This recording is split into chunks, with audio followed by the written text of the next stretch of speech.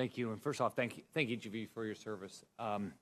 Secretary Motley, thank you for engaging with us after the terrorist attack in Pensacola, trying to come up with the right plan to make sure this doesn't happen again. I'll be talking on the floor today about the 3 individuals that lost their lives there, and it was devastating to them, their families, but also to that base and that community. And so, but thank you for engaging with the sheriff and everybody down there.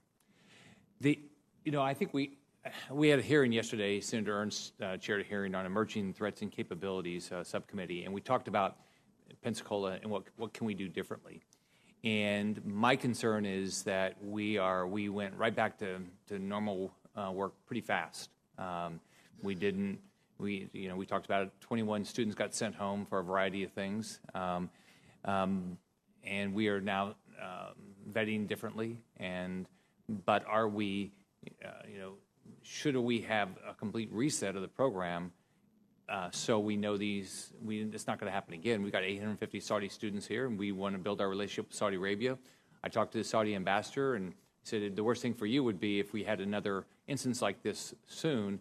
I mean, I think the American public would be up in arms that you can't keep doing this. So I'm working on a proposal with Senator Ernst that would, and I'd like to get you all's feedback, but how to vet the students, how to get them the right kind of visa, and make sure we're not doing programs here that we could do in another country less expensively with less risk. So, what do you all think about the fact that we still have and we have 5,000 students from around the world there, but my focus right now is because what happened in Pensacola is the Saudi students that very few were actually sent back. And are we really able to do a real vetting process, the ones we still have here? Are we vetting their families? And how safe are our bases? When I was in the U.S. Navy, I never would have thought that there would have been any risk on the base I was on. Senator, thanks for the question. I think we're doing all we can, I think, to step up the vetting process for these students and to have a better sense for not just vetting them before they come in, but to develop some process in collaboration with those countries and to perform more continuous vetting particularly of social media or some of the things that they're doing that doesn't require us to do anything illegal to do that. We can monitor things that are in the public sphere. We just haven't applied the resources to it, and we're looking at a variety of different ways that we can do that. One of the key elements, I think, also is just part of the purpose of these programs is to bring these people in and have them understand us as a nation better. And I don't think we were doing such a great job with certain countries in bringing them in, sponsoring them, having local families getting to know them, and particularly with the Saudi students, because there were so many of them, they were very insulated and not really a part of the broader community. And so we have to really focus on that as well. So do you think you'll be able to measure? Because that's what I've been told. I've been told many of these countries, like they said, if it's an Italian student, that everybody gets to know them and it's long-term relationships. But I have not talked to anybody in the military to date that says they have a long-term relationship with a Saudi, somebody was a Saudi student. They might have it later if they're in a position of leadership, but based on the relationship as a Saudi student, I haven't talked to anybody in the military that has one. And so, it makes you question on why are we doing this and having this risk. So, how are you doing with dealing with the families that come? Are we vetting them, and are we continuing to vet them when they're here? I think that's all part of the process that we're doing in terms of getting a better understanding of who's coming in, what their backgrounds are, and just doing it a little deeper dive into that than we used to do. Okay. Well, I look forward to working with you. We have been working with Senator Ernst and some others about coming up with a better way to do it to make sure these bases are safe. So thank you very much. Thank you, Mr. Chairman, and thank you, gentlemen, for your testimony here today. General Berger, you have discussed the need for an appropriate balance between manned and unmanned systems, including incorporating unmanned aerial combat vehicles and low-cost attributable aircraft technologies into the Marine Corps. In a commentary you authored for War on the Rocks in December of 2019, you listed 11 naval expeditionary capabilities and capacities that support fleet operations, which the Marine Corps is under-invested in. Notably, that list started off with 3 different types of unmanned platforms for every physical domain in which you fight. And I agree with your assessment and know that we will need a mix of 5th-generation manned platforms like the F-35 that provide a stealth capability, along with an array of sensors teamed with unmanned systems that can address survivability challenges and further confound our adversaries' decision-making through these new technologies working together. The Marine Corps stated requirements for the manned F-35 is certainly a matter of record, but I have not seen your requirements for lethal unmanned systems. Do you still intend to pursue a large number of lethal unmanned aerial systems per your Commandant's planning guidance and recent public remarks? And if so, can we expect to see those desired capabilities articulated in the next Marine Corps aviation plan? The homework that went behind what are we going to need to fight in the future that we spoke of before, both the Navy and the Marine Corps have worked on for the past maybe 9 months, drove me towards that conclusion. Will we see it in the next budget, and will we see it in the next AV plan, aviation plan? I don't know. I think yes, but the first step would be to figure out how you're going to fight and then reorganize the Marine Corps for that purpose, which we have to do, which is part of the rounds that I need to make to the senior congressional leadership to explain that part to them. Then I would hope that it's in the 22 and 23 budget. Yes, sir. Great, thank you. Secretary Modly, the National Defense Authorization Act for fiscal year 2020 requires you as the Secretary of the Navy to, by January 31st of 23, and I'm quoting from the law, publish a military specification for fluorine-free firefighting agent for use at all military installations and ensure that such agent is available for use by not later than October 1st of 2023. I'd like to note that although it's October 1st of 2023, of course you're free to publish it before that time and would encourage you to do that. It's my understanding that there are large-scale commercial airports around the world that have adopted PFAS-free firefighting agents already. And I recognize the military context is different, and it's essential that we put the safety of our men and women first and foremost, number one. But I'm optimistic the Navy will be able to find an appropriate solution given what's happening around the rest of the world. Could you provide us with an update on the progress towards publishing that specification and what work has been done to date on that effort? I share your optimism on that. I think we'll figure this out. It is a global challenge, as you mentioned, and in the United States specifically as well. All of our firefighting, civilian firefighting folks use this material, and it is a challenge for us. However, there's a lot of attention being in the scientific community looking at this. Our Office of Naval Research is looking at this, and I'm confident we'll come up with an answer on this. So far, we haven't, and so particularly on our ships, we're continuing to use it. But my sense is that we will make progress on this, and we'll get an answer. And I'm sure you're working with our allies who are also actually deploying some of these agents, so I appreciate that. General Berger, last question. For the defense technology and innovation industrial base in this country, and the remaining seconds here, what would be your message on the technologies and capabilities to pursue and invest in that you're going to want to require for the Marine Corps of the future? First is the how part. I think we need to be better listeners than spend a year or two developing a detailed set of requirements and dump it on industry and then ask them, what do you think? That collaboration has to start from the very beginning, and it is much better than it was, I'd say, 5 years ago. What do we need?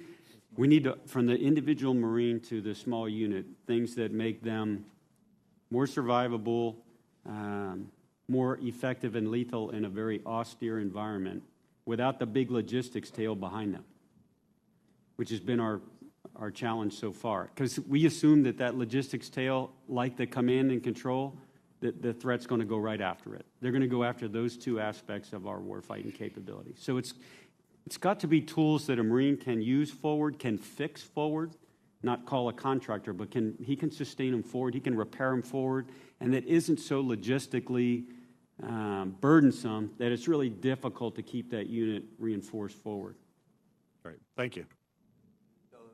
Thank you, Mr. Chairman. And gentlemen, it was great to see you three at the Army-Navy game. I was going to comment about the result when Senator Reid was here, but since he left, I thought I'd leave it at that. General Berger, I want to compliment you on the Commandant's planning guidance. I read every word of this. It's outstanding, innovative, bold. I want to thank you and your team for the exceptional work that you put into that. One topic I wanted to briefly discuss, General, I've had good discussions this week, both in meetings and then in the hearing that the Secretary of Defense and Chairman had yesterday on the force posture that we have in the Asia Pacific, given the National Defense Strategy, including the DPRI that has been a subject of a lot of focus of the Marine Corps for, I think, 2 decades now. They're very focused on a broader strategic look that can sustain our force posture and strategy for the next 50 to 100 years, which I think is important. You may have seen in the NDAA that was just passed 2019, there's a provision that says we need to do that as well. The Secretary of Defense, Secretary or Chairman of Joint Chiefs, the Marines will be critical in that. Can you briefly comment on your thoughts on that? Thanks, Senator. I'd share, I won't speak for you, but I've heard you speak before that, and I've said the same. We were postured perfectly out there for another Korea in 1950. Or the end of World War II, which is where our force That's exactly posture. Right. It was an ideal posture for that. Right. Not ideal for what the National Defense Strategy outlines as the major threats going forward in the Indo-Pacific. So we have to adjust it. I don't see any alternative. Well, the Secretary and the Chairman were very bullish on looking hard at this as well. And I know the Marine Corps has done some good work on this, and we want to help you. Not help you, but work with you. This committee's been very interested in this issue, from Senator McCain to Senator Inhofe and myself, so we'll look forward to working with you on that. I want to turn to the Arctic. Senator Kaine and I had a subcommittee, readiness subcommittee hearing this week. Quite a good hearing. I want to compliment the Navy and the Marines on their recent Arctic expeditionary exercise out at Adak and Seward. Difficult training. I know that wasn't easy, crappy weather, but clearly the Arctic has become a theater of great power competition. I have a slide that I think some of you have seen. This is the Russian buildup in the region.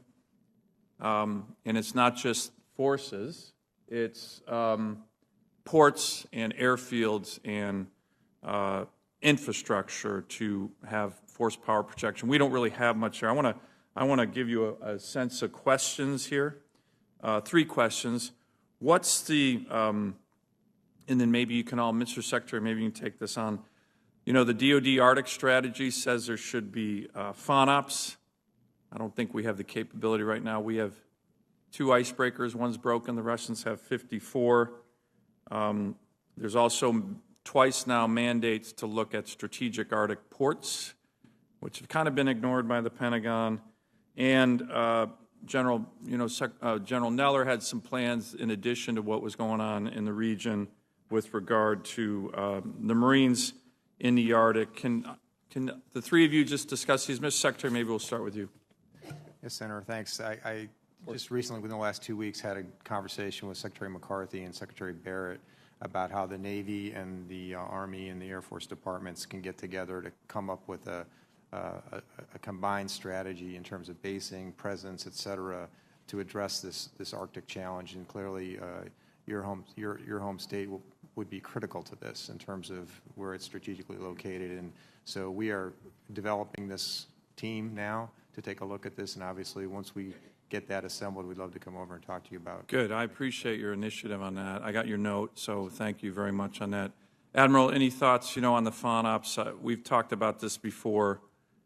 I think I've mentioned it to you in hearings, but a proud history in my family, 5 uncles and great uncles who served in World War II, including my great uncle Tom, who was a lieutenant in the Navy and did 3 Mermanx runs. I worry that we don't have that capability right now. No ice-hardened ships. Of course, this committee has authorized the purchase of 6 Polar-class icebreakers, which is a start. But without any kind of strategic port, and we don't have anything near the Arctic, the closest thing is Anchorage. That's 1,500 nautical miles away. we can't project power, and we need to defend our strategic interests, particularly the Navy. What's your thought on that, sir? So my thought on that is that I think that if we're going to talk about force structure or infrastructure in Alaska, I really think like DPRI, it's going to be a subset of a broader Indo-PACOM strategic laydown. So I agree with that. We're making, from a joint perspective, we're making the right decisions. And then secondly, with respect to operations in the Arctic, ISEX right now, 2 U.S. submarines, 1 British submarine. We just in the tail end of an exercise with the Norwegians, the Navy, and the Marine Corps, as well as another multinational exercise ongoing. We're seeing an increasing drumbeat of operations in the high north. I think we need to continue that. I think that FONOPS will be important. I think that the Bering Strait will become as strategically as important as the Strait of Malacca or the Strait of Hormuz at some point. Putin certainly thinks so. Yes, sir. Based on what's going on with the ice cap. So it is getting more focused. So I do think that taking a pause and looking at it strategically would be a good move. Great. Thank you. Thank you, Mr. Chairman. Thank you, Mr. Chairman. Secretary Motley, I want to follow up on a conversation I had with General Lyons of TRANSCOM last week. When discussing sea lift readiness, he stated that our current readiness level was lower than where it needed to be, but noted that TRANSCOM is working to recapitalize sea lift capabilities. We agreed that while sea lift is just one of the Navy's many requirements that you must balance, it is essential for TRANSCOM to be able to do its job and help get our forces to the fight when we need it.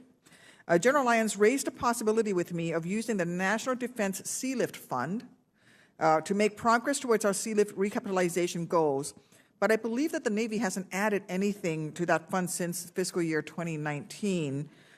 Could you please share your view on reinvigorating the National Defense Sea Lift Fund? And if you disagree with that approach, what would be your alternative approach to prioritizing recapitalization of sea lift capabilities? Senator, I absolutely agree that we have to recapitalize our sea lift fund, or our sea lift capability.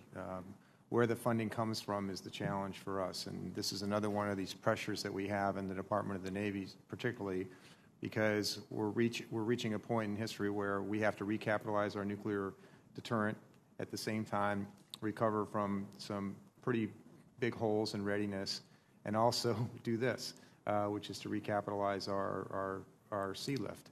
So we're making choices, we're making some trades, but we're going to need some help, I think, from a budget perspective to be able to do it as aggressively as I think the TRANSCOM commander would want us to do. What do you think about using the fund as an avenue for Senator, I don't know. Resources I don't know that the fund has funding.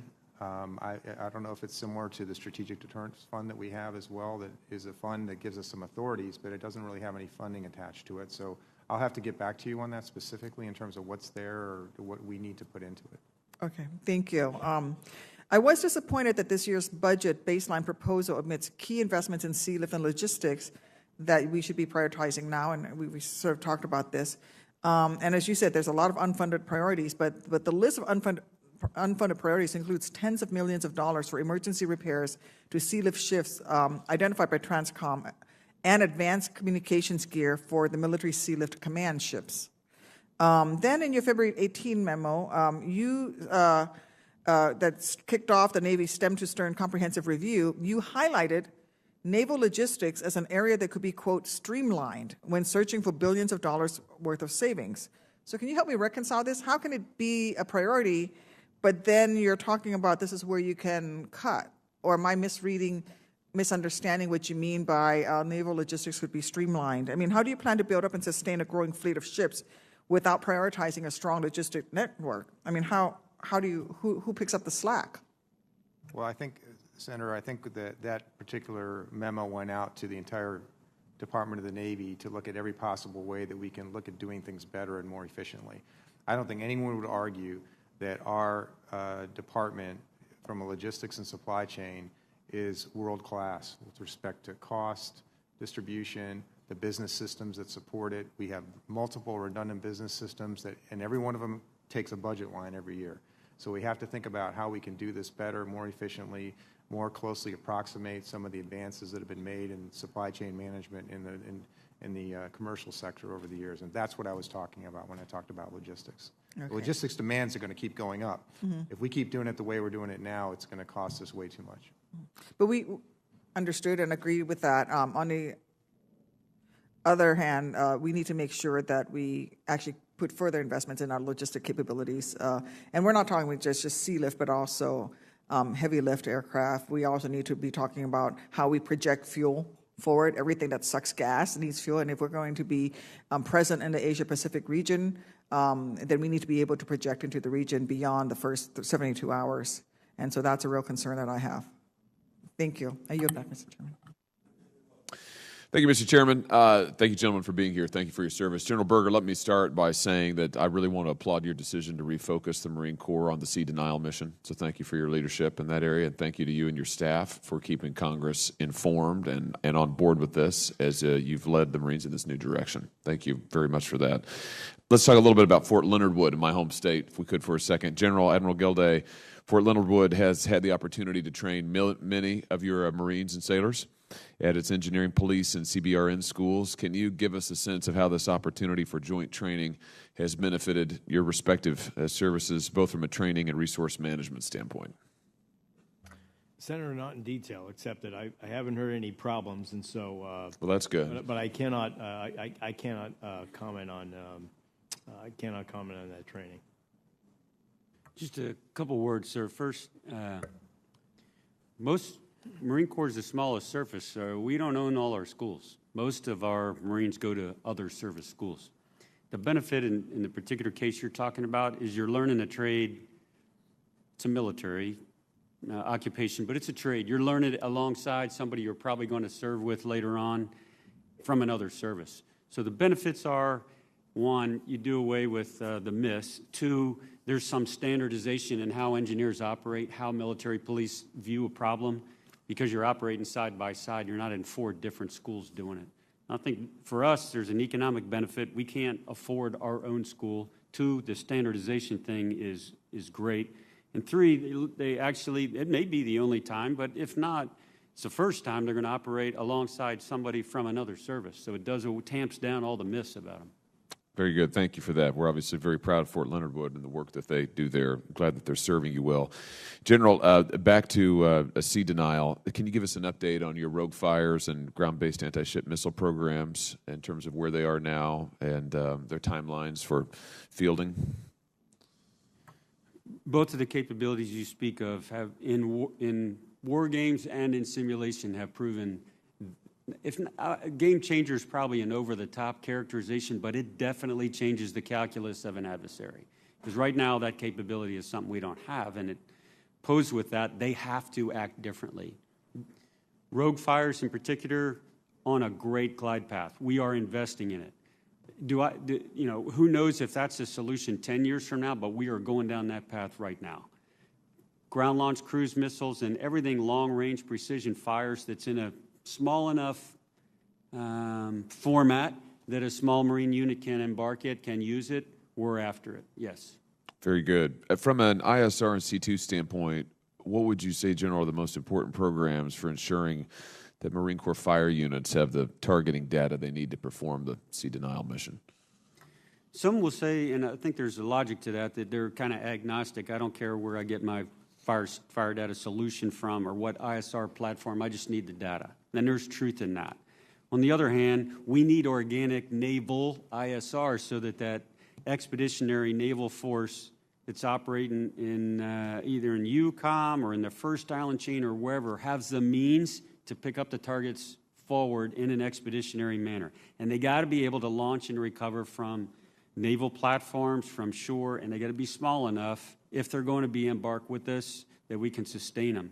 Right now, we've used MQ-9s for the last year and a half in southwest, in Helmand Province in Afghanistan as a learning platform for us. How to close that kill chain organically. Very good. Thank you.